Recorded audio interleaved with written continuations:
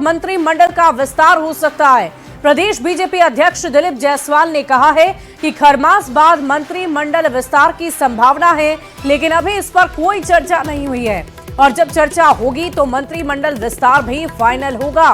तो इस वक्त की बड़ी खबर आपको सियासी गलियारे से बता रहे हैं। प्रदेश बीजेपी अध्यक्ष दिलीप जायसवाल का बड़ा बयान सामने आया। खरमास बाद मंत्रिमंडल विस्तार की संभावना उनकी तरफ से जताई गई है, लेकिन अभी इस पर कोई चर्चा नहीं हुई। ये भी उन्होंने कहा जब चर्चा होगी तो मंत्रिमंडल विस्तार भी फाइनल होगा। विस्तार तो होना ही है, इसमें तो कहीं कोई ये नहीं है कि मंत्रिमंडल का विस्तार होना है और खरमास के बाद निश्चित रूप से इस पर चर्चा चलेगी। तो इसीलिए लोग अंदाज लगा रहे हैं कि मंत्रिमंडल का विस्तार होगा, लेकिन ये तो विस्तार होना ही है और खरमास के बाद इस पर चर्चा भी चलेगी।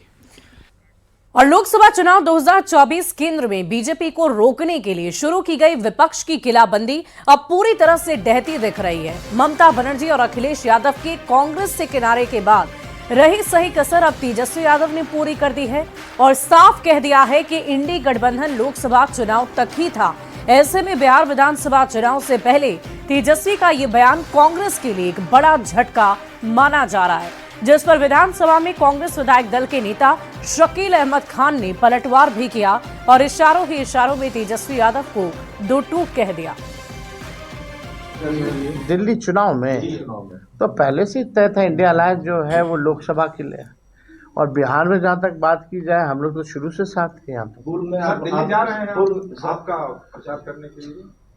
अभी हम लोगों ने डिसाइड नहीं किया पार्टी ने कि हम लोग वहाँ चुनाव लड़ेंगे कि नहीं लड़ेंगे, सर आप बहुत अच्छे और बाद में हम लोग देखेंगे कि लेने का मतलब नहीं, कोई हमको हल्का मिलेगा तो हमको ज्यादा हल्का मिलेंगे, तो सवाल उसका नहीं है और ये सवाल उभरा भी नहीं है।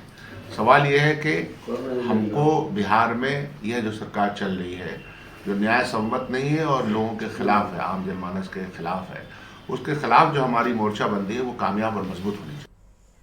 और तेजस्वी यादव के बयान और उसके बाद कांग्रेस की ओर से दो टूक जवाब दिए जाने के बाद सियासी तापमान बढ़ गया है।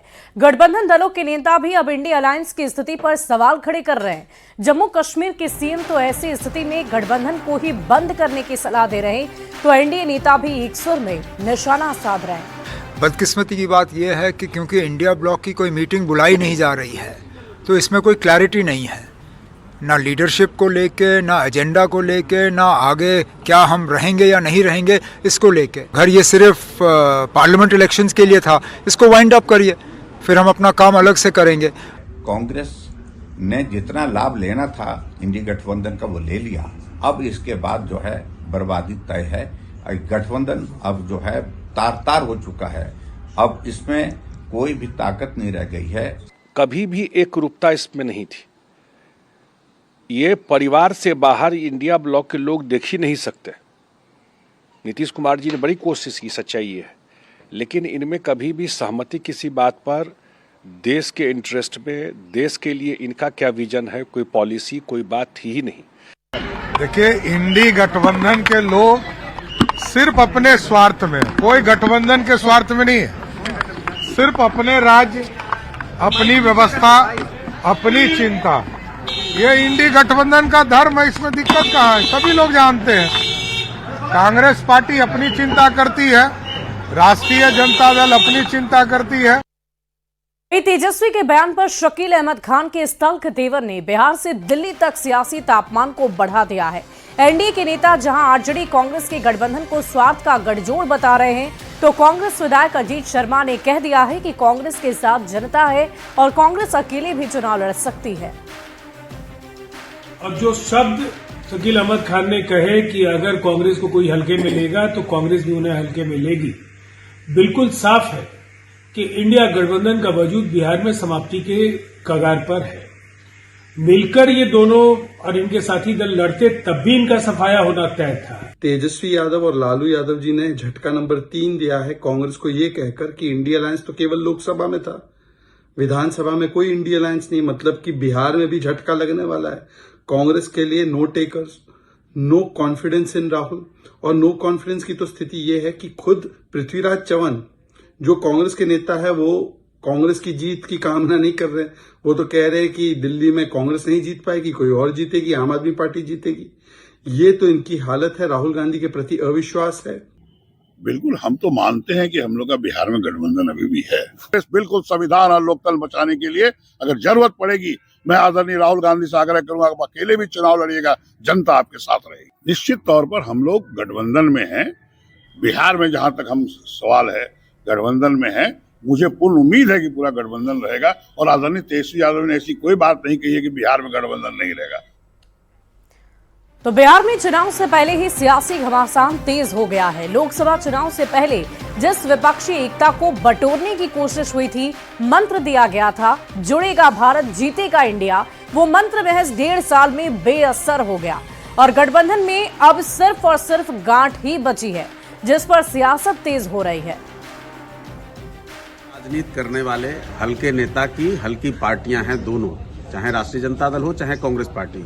ये लोग न नीति है न सिद्धांत है, केवल सत्ता के लालच में, सत्ता के चाहत में एक दूसरे के करीब आते हैं और फिर अलग भी होते हैं। कि कांग्रेस से बिहार में राष्ट्रीय जनता दल का पुराना गठबंधन है और उन्होंने जिन संदर्भों की चर्चा की है उस संदर्भों के बारे में स्पष्ट रूप से कहा कि लोकसभा चुनाव के लिए इंडिया गठबंधन बना था। शकील अहमद खान जी ने जो आज धमकी दी है, उस धमकी का असर श्री तेजस्वी यादव जी पर नहीं पड़ने वाला, चूंकि श्री तेजस्वी यादव जानते हैं कि कांग्रेस पूरे देश में क्षेत्रीय दलों पर आधारित हो चुका है, उसका अपना जनाधार समाप्त हो चुका है और एक ठग दूसरे लोभी को कैसे बर्दाश्त करेंगे। बिहार के इंडिया गठबंधन में शामिल कांग्रेस पार्टी हो या राष्ट्रीय जनता दल या अन्य पार्टियां, बिहार के मतदाता इन सभी दलों को हल्के में ही लेती है। वहीं इंडिया अलायंस में उठे सियासी बवंडर पर बिहार बीजेपी के अध्यक्ष दिलीप जायसवाल ने कहा है कि इंडी गठबंधन पूरी तरह से समाप्त हो चुका है। राहुल गांधी को उनके अपने नेताओं ने ही नकार दिया, लोग ये समझ चुके हैं। राहुल गांधी इंडी गठबंधन की जहाज को डुबाने में लगे हैं। माहौल बिगाड़ा है इस देश को, तो मैं ये कह सकता हूं कि इंडी गठबंधन के जितने भी नेता हैं, धीरे धीरे करके सभी लोग राहुल गांधी और कांग्रेस के जहाज से उतर जाएंगे, क्योंकि आने वाले समय में वो जहाज डूबने वाला है। और बिहार ही नहीं, राष्ट्रीय स्तर पर इंडी गठबंधन में खटपट पर सियासी उठापटक तेज हो गई है। इस समय कांग्रेस को वोट देना चाहते हैं, कांग्रेस को ताकत देना चाहते हैं। लोग ये महसूस करते हैं कि हमको एक मजबूत विकल्प भाजपा का तैयार रखना चाहिए, जो जनता के सवालों को उठा सके, जनता की आवाज़ को उठा सके। फिर नगरीय व्यवस्था को एक अच्छी सुचारू व्यवस्था देने में भाजपा विफल रही। अभी 2-4 दिन का समय दीजिए, हम ये तय करेंगे कि इंडिया गठबंधन में रहते हुए कांग्रेस पार्टी भी हमारे लिए उसी प्रकार महत्वपूर्ण है जैसे आम आदमी पार्टी महत्वपूर्ण है। दोनों ही दल हमारे लिए एक अहमियत रखते हैं। चूंकि हमारी लड़ाई, हमारे विचारधारा की लड़ाई भारतीय जनता पार्टी की कुनीतियों से है। हमें भारतीय जनता पार्टी को हराना है। आम आदमी पार्टी, कांग्रेस पार्टी, दोनों में से हम किसे मदद कर पाएंगे, किसका समर्थन कर पाएंगे, ये अभी हमारे रणनीति का हिस्सा है। थोड़ा और समय बीतेगा, हम जरूर इस पर प्रकाश डालेंगे। अभी हम किसका साथ देंगे, किसका साथ नहीं देंगे, ये कह पाना बहुत जल्दबाजी होगी। और इधर आरएलएम के राष्ट्रीय अध्यक्ष उपेंद्र कुशवाहा ने भी इंडिया अलायंस के नेताओं पर निशाना साधा है। कुशवाहा ने कहा कि इंडिया अलायंस में जो भी पार्टियां हैं, उनके बीच स्वार्थ के आधार पर मित्रता है, वहां सिर्फ टव्वल की स्थिति है। जो भी पार्टी है, सब स्वार्थ के आधार पे दोस्ती एक दूसरे से करते हैं। स्वार्थ के आधार पे जहां दोस्ती होगी, जहां कोई पब्लिक का इंटरेस्ट नहीं, नेशन का इंटरेस्ट नहीं, वहां तो इस तरह की स्थिति हमेशा रहेगी।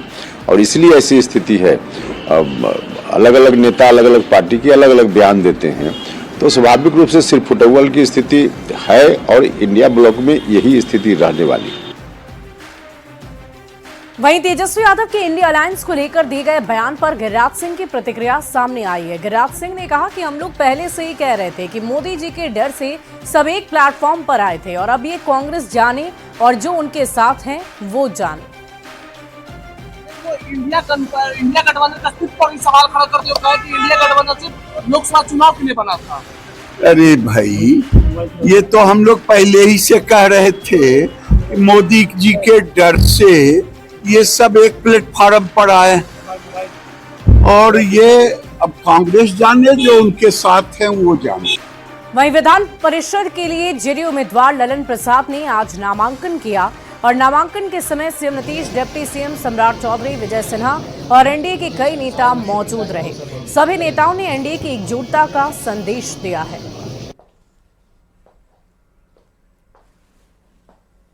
बहुत बड़ी जिम्मेवारी है। जिस समाज से मैं आता हूं, अति पिछड़ा समाज से, बिहार में आज भी बहुत सारे लोग संविधान से अवगत नहीं हैं। जो नीतीश कुमार जी बिहार में लागू कर रहे हैं उसके बारे में जानकारी नहीं होता है। मैं नीतीश कुमार के कामों को गांव-गांव तक ले जाऊंगा और इनका परचम लहराएंगे, देश और दुनिया देखेगी।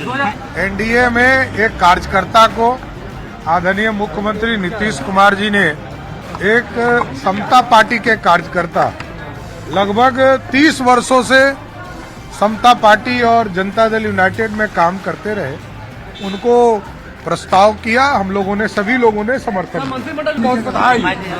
और एक साधारण कार्यकर्ता को सदन तक पहुंचाने का ये असाधारण कार्य माननीय मुख्यमंत्री नीतीश कुमार जी ही कर सकते हैं। आप देखें किस तरह से एक साधारण कार्यकर्ता को सदन तक पहुंचाने का काम हमारे नेता ने किया। यही सोच दर्शाता है माननीय मुख्यमंत्री जी। बढ़ते हैं अगली खबर की ओर। बिहार के सबसे बड़े अस्पताल पीएमसीएच के हॉस्टल में आग लगने की घटना की जांच में बड़ा खुलासा हुआ है। पुलिस को फर्जीवाड़े से जुड़े कई अहम सबूत मिले हैं और अब पुलिस और डॉक्टरों की टीम जांच में जुट गई है। पीएमसीएच प्रबंधन मामले को लेकर केस दर्ज करवा सकता है। दरअसल पीएमसीएच के चाणक्य हॉस्टल के एक कमरे में मंगलवार की रात आग लग गई थी और घटना की जांच के दौरान पुलिस को कमरे से 10 लाख के जले हुए नोट, नीट यूजी के कई एडमिट कार्ड और एमबीबीएस के जले ओएमआर शीट भी मिले हैं। जिस कमरे में आग लगी है वो कमरा समस्तीपुर के रहने वाले अजय कुमार के नाम पर है। Ajay Kumar PG pass out हैं और उसने जबरन 2-3 कमरे पर कब्जा जमा रखा है। 6 महीने पहले ही कमरा खाली करने के लिए कहा गया था, लेकिन उसने कमरा खाली नहीं किया। है ना, नोट तो सामने दिखा, शराब की बोतल भी सामने दिखी। तो क्या लगता है सर कि वो यहाँ पे कुछ गलत फर्जी तरीके से कोई काम ये मैं कैसे कह दूं, ये मेरी जानकारी में नहीं है।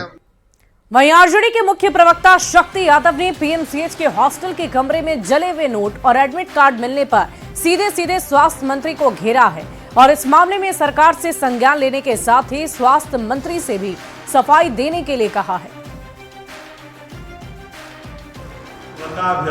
विद्यार्थी रह रहा था, शासन उसको अगर समर्थन दे रखा है, क्योंकि बिन शासन के अस्पताल प्रशासन के मिली भगत के बगैर कोई भी व्यक्ति अवैध कब्जे में कैसे रह सकता है। और रहने के बावजूद भी अगर नीट के प्रश्न पत्र जले हुए मिले हैं, पैसे जले हुए मिले हैं, तो इस पर सीधे तौर पर स्वास्थ्य मंत्री को आकर के सफाई देनी पड़ेगी और देनी चाहिए। मैं जानता हूं स्वास्थ्य मंत्री बोलते नहीं है। वहीं पीएमसीएच में पीजी हॉस्टल के कमरे से जले हुए नोट और नीट पीजी के एडमिट कार्ड और एमबीबीएस ओएमआर शीट मिलने पर मंत्री रत्नेश सदा का बयान भी सामने आया। रत्नेश सदा ने कहा कि प्रशासन इस मामले में सख्त कार्रवाई कर रहा है, मामले की जांच भी चल रही है। हमको संज्ञान में आया है, इसको हमारे पदाधिकारी, हमारे प्रशासन को लोग देखेंगे, जो दोषी उस पर कड़ी कार्रवाई।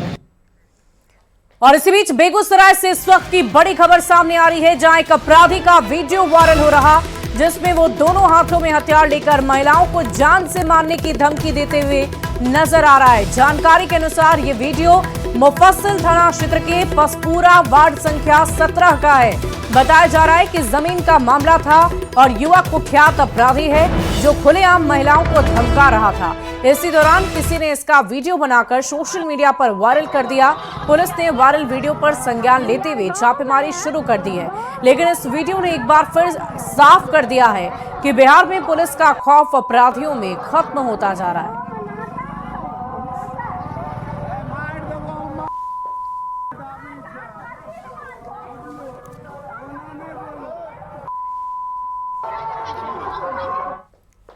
वहीं सासाराम में बादल सिंह हत्याकांड के खिलाफ जस्टिस फॉर बादल के बैनर तले लोगों ने विरोध प्रदर्शन किया। समाहरणालय पर आकर अपनी मांगों के समर्थन में नारेबाजी की। न्याय में देरी का आरोप लगाते हुए लोगों ने प्रदर्शन किया और इस पूरे शहर में जुलूस भी निकाला गया। फिर समाहरणालय पर बैठ धरने पर लगातार अपनी मांग को लेकर प्रदर्शन करते रहे। आपको बता दें कि 27 दिसंबर को बादल सिंह की गोली मारकर हत्या कर दी गई थी। हत्या का आरोप तत्कालीन डीएसपी आदिल बेलाल पर है। और विरोध प्रदर्शन इसलिए है कि बादल को आज 15 दिन हो गया, उसका 13वीं बीत गया, लेकिन अभी तक न्याय नहीं मिला उसको। और कल हम उसके श्राद्ध में गए थे, उनके गांव पर गए थे। बूढ़े माता पिता कह रहे हैं, उनका कहना है कि रोहतास प्रशासन के बड़े से लेकर छोटे अधिकारी तक अभी तक मेरी वेदना और पीड़ा सुनने के लिए कोई नहीं आया। खबर भागलपुर से, जहां मकर संक्रांति को लेकर दूध के दाम में काफी बढ़ोतरी हो गई है। पहले दूध 60 रुपए लीटर की दर से बिक रहे थे और अब इसकी कीमत 90 रुपए लीटर हो गई है। मकर संक्रांति में चूड़ा, तिलकुट, गुड़ और दही खाने की परंपरा है, जिसको लेकर अभी से दही बनाने के लिए दूध की किल्लत देखी जा रही है। पहले 40-50। क्या कारण है? कारण है जानवर का कमी हो गया, दही का जरूरी है, इसलिए थोड़ा दूध का भाव बढ़ गया है। आगे भी बढ़ेगा 13-14 तक में और 100 तक। दिन पर दिन 100 रुपया 120 130 तक जाएगा। क्या कारण है? आबादी बढ़ गया, दूध घट गया। तिल संक्रांत है, गरीब दुखिया सब खाता है, इसमें चूरू कर्मा सब कोई खाता है, इसलिए रेट बढ़ गया। आज का रेट क्या चल रहा है? आज 90 रुपये गया। और मकर संक्रांति को लेकर सुधा की तरफ से दूध, दही और तिलकुट की खास व्यवस्था की गई है। और इस बार 9 लाख किलो दही, 35 लाख लीटर दूध और 18,000 किलो तिलकुट की व्यवस्था खास तौर पर मकर संक्रांति के लिए की गई है। लोगों की डिमांड ज्यादा होने के कारण आम लोगों के लिए सुधा के बूथ के साथ साथ टैंकर से दूध भी मुहैया कराए जाएंगे। जगह जगह पर टैंकर लगाकर दूध की जरूरत पूरी की जाएगी। साथ ही दही एक्सप्रेस की भी शुरुआत की जा रही है, जिससे लोगों तक दही भी पहुंच सकेगा। हमें कुछ 6-7 स्ट्रैटेजिक लोकेशंस पे हम लोग लूज मिल्क भी टैंकर में उपलब्ध करवाते हैं, एक विशेष कंट्रोल और चेक्स के साथ। वो भी हम अवेलेबल करवा रहे हैं समय पे। 13 और 14 तारीख को अलग अलग जगह, जैसे बोरिंग रोड चौराहा हो गया, राजापुर पुल के पास हो गया, फिर बोहर थाना के पास हो गया, गाय घाट पुल के नीचे हो गया, जगदेवपथ हो गया। ऐसी जगहों पे हम लोगों ने अपने अपने टैंकर्स को भी अवेलेबल कराने का प्लानिंग किया। राजवंशी नगर हो गया। इसके अलावा हमारे औचक निरीक्षक दल और जो उड़न दस्ता है वो भी है बाजार में अवेलेबल कंटिन्यूसली देखने के लिए। कहीं पे कोई शॉर्टेज नहीं हो, इसको भी हम मॉनिटर कर रहे हैं। और अगली खबर राजधानी पटना से, जहां खुदाई के दौरान एक और शिवलिंग मिला है। ये शिवलिंग भी 500 साल पुराना बताया जा रहा है। स्थानीय लोगों का ये कहना है कि यहाँ आसपास 7 शिवलिंग है। लोगों ने मठ की जमीन पर घर बना लिया है और इसीलिए सभी शिवलिंग जमीन में दब गए हैं। अभी पिछले सप्ताह ही यहाँ खुदाई में एक शिवलिंग मिला था और इस शिवलिंग के बारे में और अधिक जानकारी दे रही हैं न्यूज़ 18 संवाददाता विनीता मिश्रा। पटना में 500 साल पुराने शिवलिंग का दर्शन लोग लगातार कर रहे हैं। यहाँ देख सकते हैं जो ये कूड़ों का अंबार है, वहाँ पर भगवान शंकर जमीन के अंदर से खुदाई के बाद निकले हैं और तब से लोगों की लगातार यहाँ पर पहुँचने का जो सिलसिला है वो जारी है। और जो त्रिपोलिया में शिवलिंग मिला है उसके ठीक बगल में एक और शिवलिंग मिला है। ये देखिए, यहाँ पर जब खुदाई हुई, बहुत ही पुराना ये मंदिर है, लगभग 500 साल पुराना बताया जा रहा है। और जब इन कूड़ों कचरों को हटाया गया तो ये देखिए एक और शिवलिंग लगभग उतना ही पुराना ये शिवलिंग बताया जा रहा है। और जहाँ भगवान शंकर का जो शिवलिंग है, 2 पांव, उसके भी निशान यहाँ नजर आ रहे हैं। हालांकि यहाँ जो पूजा पाठ है स्थानीय लोगों ने वो किया है। और ये देखिए भगवान शंकर का जो शिवलिंग है यहाँ पे नजर आ रहा है। पता था कि यहाँ पे ऐसा मंदिर है? हाँ, पता, पूरा पता। 6-7 मंदिर है। 6-7 मंदिर है? हाँ, सब मकान बन गया है। मतलब अगर खुदाई हो तो शंकर जी निकलेंगे अंदर? हाँ, निकलेंगे। अंदर में कुआं भी, बहुत बड़ा सा कुआं भी है। हाँ, रूम के अंदर कुआं है जो झाँप दिया गया है। अभी प्रशासन की टीम पहुंची है अभी यहाँ?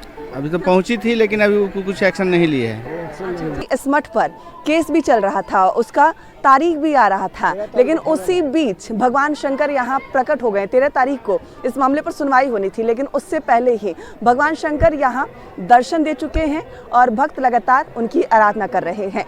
विनीता मिश्रा, न्यूज़ 18 पटना।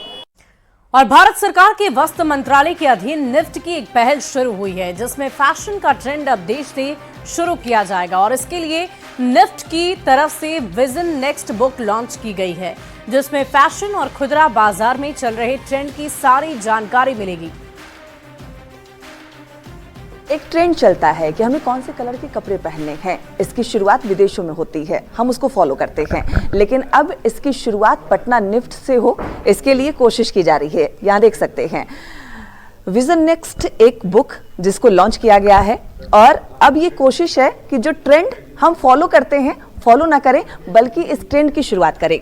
सर, अब निफ्ट भी ट्रेंड शुरू करें। हाँ, निफ्ट ये विजन नेक्स्ट हमारे माननीय प्रधानमंत्री की सोच जो आत्मनिर्भर भारत है उसी को आगे बढ़ाते हुए मिनिस्ट्री ऑफ टेक्सटाइल्स ने ये पहल ली है और हमारे जो मंत्री हैं श्री गिरिराज जी, उन्होंने ये सितंबर में एक डॉक्यूमेंट लॉन्च किया है जो आप यहाँ पे देख रहे हैं। ये है परिधि और ये विजन नेक्स्ट प्लेटफॉर्म है जो कि अब हमारे देश, हमारे भारतीय जो बॉडी फॉर्म है, हमारा जो संस्कृति है, जो हमारे यहाँ पे आर्ट क्राफ्ट है, हमारे आर्टिजन है, हमारे क्लस्टर हैं, जो हमारा फैशन है, हमारी ट्रेंड स्पॉटिंग है, हमारा फोरकास्ट है, हमारे देश के लिए, अपने लोगों के लिए अपने आप हम अपना ट्रेंड को हम फोरकास्ट करेंगे और ना ही कि विदेश कंपनियों पे निर्भर रहेंगे कि वो बताएं कि अब हमारे देश में क्या होने वाला है। सिर्फ हम फॉलो नहीं करेंगे बल्कि उसकी तस्वीर बनाने में भी हमारी भागीदारी होगी।